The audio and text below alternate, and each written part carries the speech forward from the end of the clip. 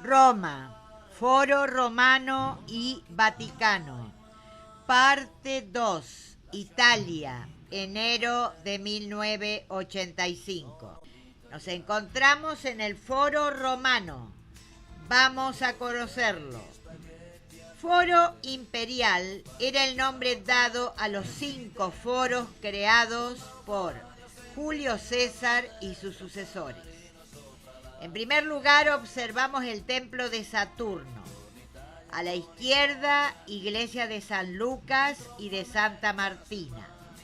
El Foro Romano era una extensa área de templos, plazas, edificios, algunos que tenían más de 2000 o tienen más de 2000 años de antigüedad. El templo de Saturno es el más antiguo, una construcción que se realizó entre el 501 y el 478 antes de Cristo, empezó a construirse todo. Se atribuye a Tarquino el Soberbio, anterior a César. El templo está al pie de la colina capitolina. A la derecha, el templo de Vespasiano, que pertenece a los Flavios. El foro también funcionaba como lugar de reuniones y celebraciones públicas. Detrás, a la derecha, vemos la Basílica de Magencio y luego de Constantino, comenzada a principios del siglo IV y terminada en la época de Constantino, vencedor de Magencio. Fue el edificio más grande de la época imperial. No es parte del foro, pero está al lado en la colina de Velia, que unía el Monte Palatino con el Esquilino. Basílica de Magencio. Su enorme construcción de bóvedas forma una de las vistas físicamente más impresionantes del foro. El poder político se traslada al Palatino y el comercio a este lugar, el mercado de Trajano. Algunos sugieren que solo una quinta parte de las construcciones originales están en pie en este momento. Acá llegamos a una calle importante. Es la Vía Apia y está rodeada de monumentos. Algunos, entonces, como dijimos, todavía están enterrados debajo de este lugar.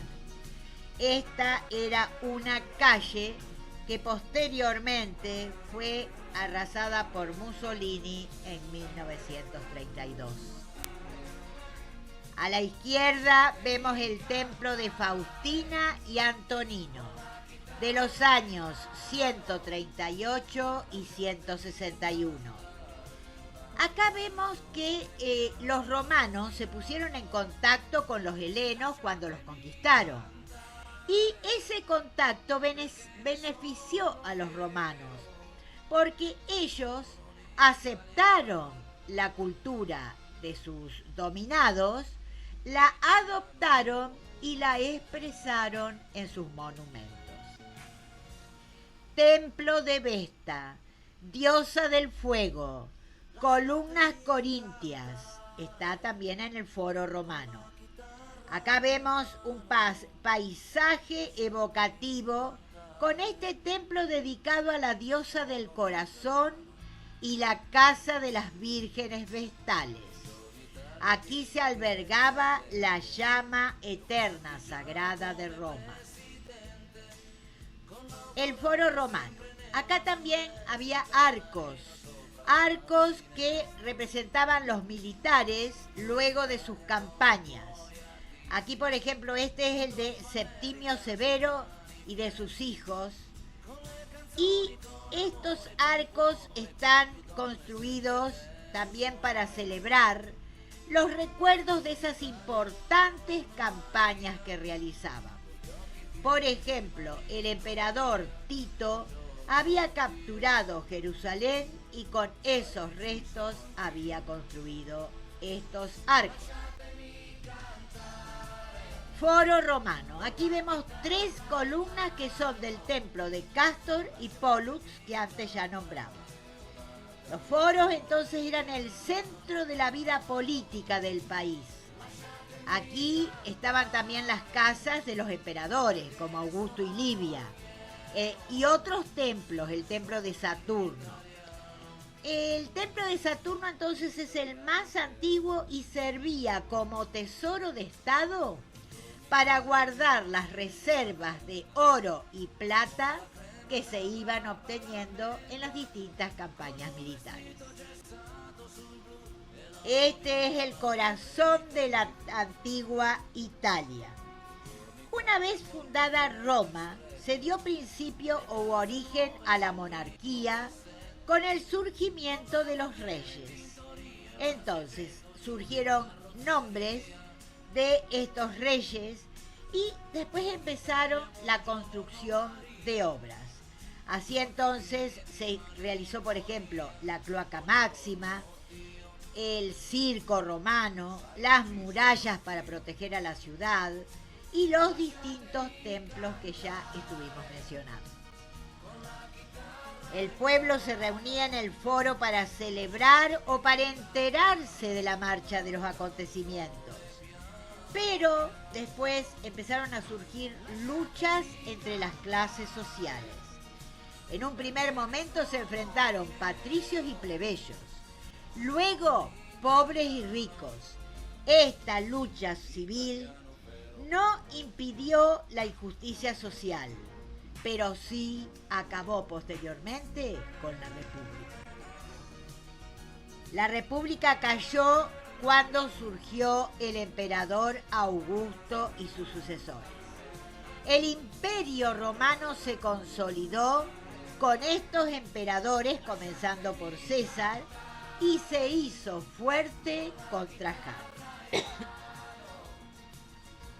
Y ahora vemos algunas iglesias que son del siglo posterior, es decir, que se construyeron en el siglo XVII, pertenecen al barroco, están cerca del foro. Esta es la del Santísimo Nombre de María. Acá esta es la iglesia de Santa María de Loreto, que también se encuentra al lado del foro romano. Y acá vemos una columna en primer lugar, que es la columna de uno de los emperadores, de Trajano. Está ubicada en la Plaza Venecia.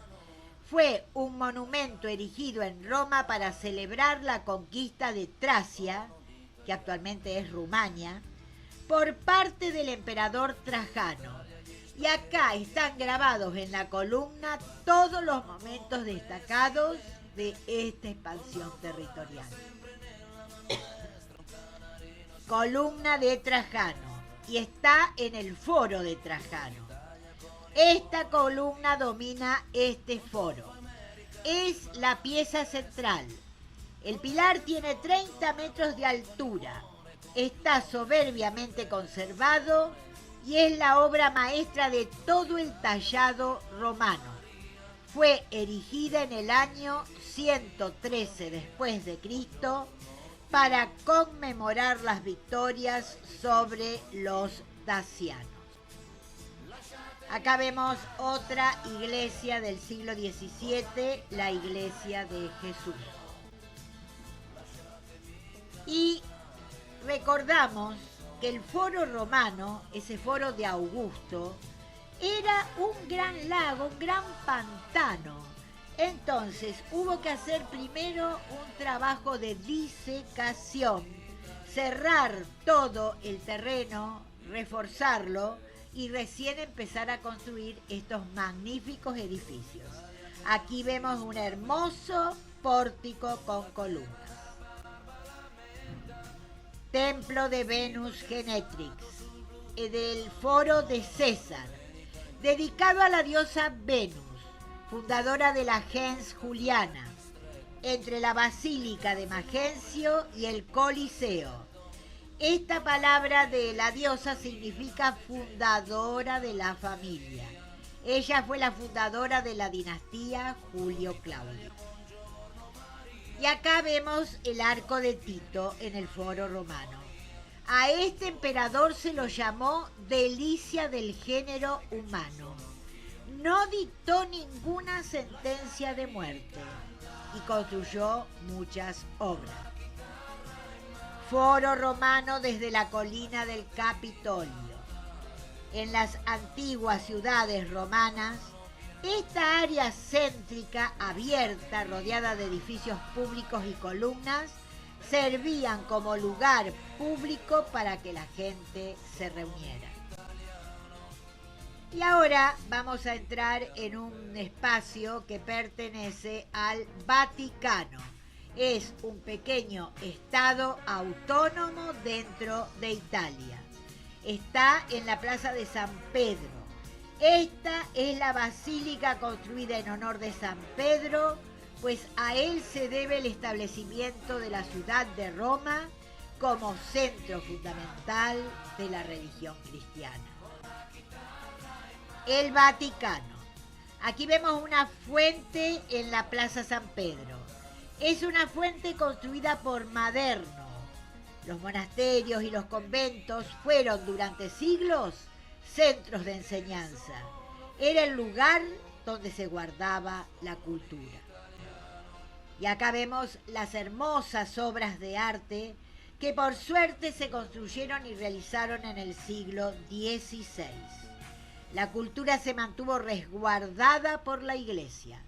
Los papas reconstruían todas las valiosas producciones que habían guardado. Aquí observamos la Piedad de Miguel Ángel, que pertenece a la Basílica de San Pedro en el Vaticano. Estatua del siglo XVI que pertenece a Miguel Ángel Buonarroti. También vamos a ver la iglesia. Y acá ya en el interior de la iglesia vemos la cúpula de Miguel Ángel.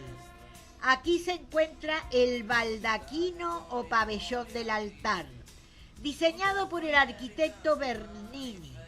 Es el baldaquino de San Pedro, el cimborrio como se lo llama, monumental obra de Gian Lorenzo Bernini. Basílica de San Pedro.